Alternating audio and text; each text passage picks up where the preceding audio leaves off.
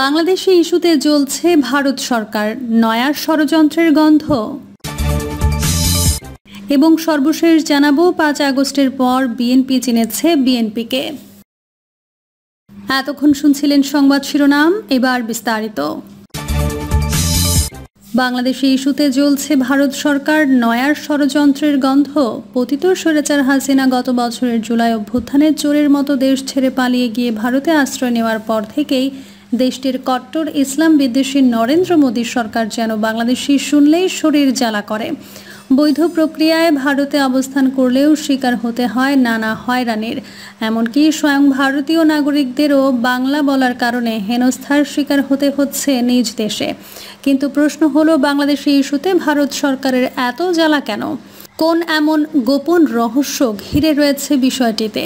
সম্প্রতি প্রতিবেশী দেশটির বিভিন্ন রাজ্যে, বিশেষ করে গুড়গাঁও, গুজরাট, আসাম, ওড়িশা, পশ্চিমবঙ্গ, এমনকি রাজধানী দিল্লিতেও বাংলাভাষী মুসলিমদের বিরুদ্ধে ব্যাপক হারে আটক ও বিতাড়নের ঘটনা দেখা যাচ্ছে। গুড়গাঁওয়ের হোল্ডিং সেন্টারে বাংলাভাষী এবং সন্দেহভাজন বাংলাদেশিদের ডিটেনশন ও ভেরিফিকেশন কার্যক্রম চলছে।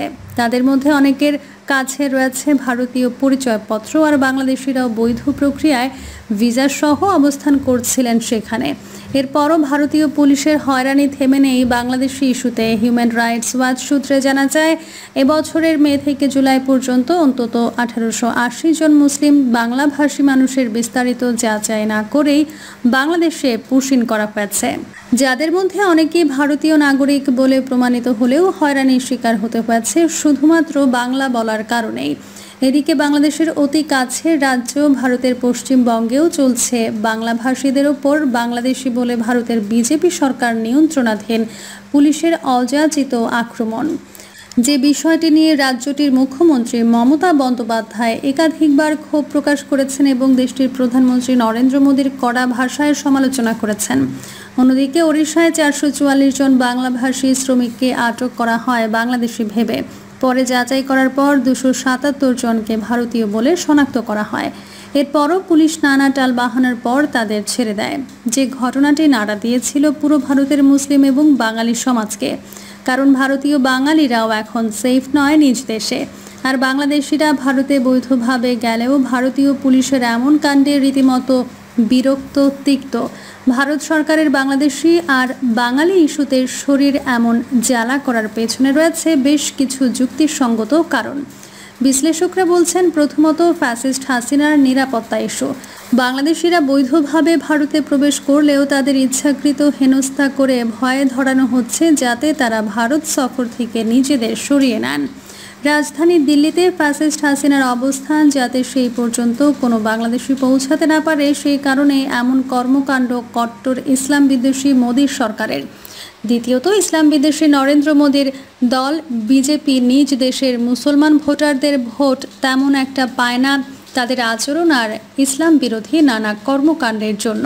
তাই নিজ দেশের আসন্ন নির্বাচনকে সামনে রেখে বাংলাভাষী মুসলমানদের বাংলাদেশি বলে বাংলাদেশে পাঠিয়ে নিজ দলের বিরোধীদের সংখ্যা কমানোর পায়তারা তার, আর বিরোধী দলগুলোর প্রাপ্য ভোটার সংখ্যাও কমিয়ে ফেলার উদ্দেশ্য মোদীর। তৃতীয়ত, বাংলাদেশের বর্তমান অন্তর্বর্তী সরকারকে বিশ্বের সামনে ছোট করা এবং আন্তর্জাতিক মহলের সামনে প্রশ্নবিদ্ধ করা। ভারতে অবৈধভাবে বাংলাদেশিরা নিজেদের জীবন বাঁচাতে বা বেকার থাকায় জীবিকার তাগিদে প্রবেশ করেছে এমনটি বুঝিয়ে নোবেল বিজয়ী অর্থনীতিবিদ বাংলাদেশের অন্তর্বর্তী সরকার প্রধান ডক্টর মোহাম্মদ ইউনূসের মানহানি করা। চতুর্থত, বিশ্বের প্রভাবশালী দেশগুলোকে ডক্টর ইউনূসের সময় বাংলাদেশে মানুষ থাকতে চাচ্ছে না এটা বোঝানোর মাধ্যমে ফ্যাসিস্ট হাসিনা আর নিষিদ্ধ আওয়ামী লীগের প্রত্যাবর্তনের ব্যবস্থা করা। বিশ্লেষকদের মতে মূলত এসব কারণেই বাংলাভাষী আর বাংলাদেশি ইস্যুতে ভারতের কট্টর ইসলাম বিদ্বেষী প্রধানমন্ত্রী নরেন্দ্র মোদী সরকারের এমন কর্মকাণ্ড। ভারতের এই কর্মকাণ্ডে এখন দেশটিতে বাংলা ভাষাভাষীরা যেমন রয়েছে চরম অস্তিত্ব সংকটে, তেমনি বাংলাদেশিরাও মুখ ফিরিয়ে নিচ্ছে ভারতে ভ্রমণ করা থেকে। 5 আগস্টের পর বিএনপি চিনেছে বিএনপিকে। 5 আগস্ট ছাত্র জনতার অভ্যুত্থানের 1 বছর পূর্ণ হচ্ছে। নানান ঘটনা, নির্বাচন নিয়ে অনিশ্চয়তা আর সম্ভাবনার মাঝে রাজনৈতিক দলগুলো চিনেছে মিত্র।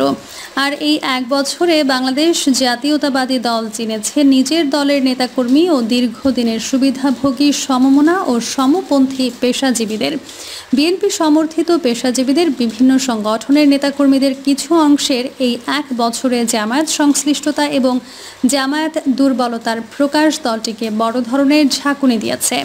জানা গেছে, বিএনপির নেতৃত্বাধীন 4 দলীয় জোট সরকারের শাসনামলে ঢাকার বাইরের একটি বিশ্ববিদ্যালয়ের ভিসি মনোনীত হয়েছিলেন জাহাঙ্গীরনগর বিশ্ববিদ্যালয়ের বিএনপিপন্থী শিক্ষক অধ্যাপক আব্দুল লতিফ মাসুম।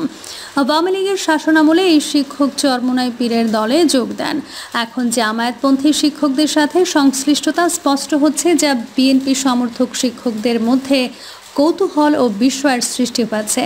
শুধু এই শিক্ষকই নন, ঢাকা বিশ্ববিদ্যালয়ের বিএনপি, জামায়াতপন্থী ও ইসলামী মূল্যবোধে বিশ্বাসী শিক্ষকদের সংগঠন সাদা দলে বিগত সময়ে বিএনপিপন্থী শিক্ষকদের আধিপত্য দৃশ্যমান থাকলেও 5 আগস্টের পর এই দৃশ্য এখন মলিন। সাদা দল ভেঙে গেছে, জামায়াতপন্থীরা আলাদা হয়েছেন, কিন্তু নির্দলীয় ও আওয়ামী লীগের বিগত 15 বছরে নিয়োগ পাওয়া বিপুল সংখ্যক তরুণ শিক্ষকও এখন জামায়াতপন্থী শিক্ষকদের সাথে মিশে গেছে, যা বিএনপিপন্থী শিক্ষকদের অবাক করছে।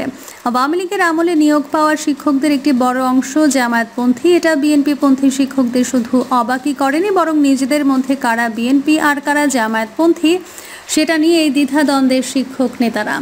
ঢাকা বিশ্ববিদ্যালয়ের সাদা দলের একজন জ্যেষ্ঠ অধ্যাপক নাম প্রকাশ না করার শর্তে বাংলা নিউজের সাথে আলাপচারিতায় বলেন, এই মুহূর্তে ঢাকা বিশ্ববিদ্যালয়ের যা অবস্থা, তাতে কেউ যদি সাদা দল থেকে জামায়াতপন্থীদের বিরুদ্ধে কিছু বলেন, তাহলে তাকেই বরং জামায়াত বলে সাদা দলে কোণঠাসা করা হবে।